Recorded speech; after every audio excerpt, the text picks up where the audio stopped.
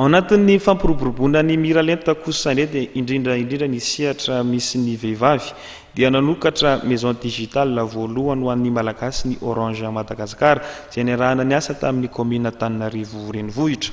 Notokanana tamin'ny fomba ofisialy izany fotodrafitrasa izany izay natsory etsy amin'ny boriboritany fahaefatra etsy Andriafanambojanahary. Nizokafana tamin'ny pomba ofisialy tetsy amboriboritany fahaefatra etsy Andriafanambojanahary ny maison digitale voalohany eto Madagasikara tafiditra ao anatin'ny tetikasa izay sany Orange Solidarité Madagasikara. Isan'ny tanjona amin'ity tetikasa maison digitale ity ny fandraisana anjara amin'ny fampivelarana ny fahaiza-manao an'ireo vehivavy avy amin'ny fianakaviana sahirana.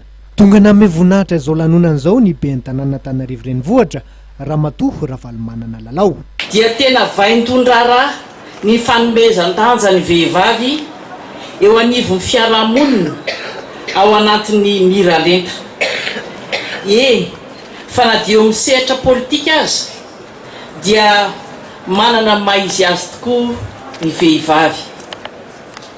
Izao tetikasa izao dia pirofo mitoka amin'ny tenda fa efa manana fivelarana kokoa ny vehivavy malagasy ary efa manomboka izany eto Antananarivo renivohitra.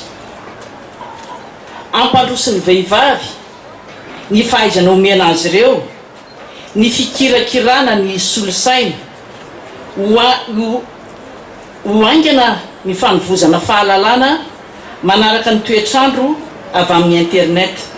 Fantatra nandritra ny fotoana fa nanolotra ordinateur portable miisa 5 niaraka tamin'ny latabatra seza, tablette miisa 10, imprimante, vidéoprojecteur ary serveur miisa 2 ihany koa ny Orange Madagascar izay nitarihan'ny tale général ny Andriamatoa Michel Barré. Ao anatin'ity tetikasa maison digitale ity hatrany dia nivoatra nandritra ity lanonana ity fa vehivavy miisa 80 no efa nanaraka fampiofanana mikasika ny teknôlôjia avo lenta, ny teny vahiny, mamaky teny sy manoratra ary indrindra ny fiainan'ny vehivavy amin'ny ankapobeny.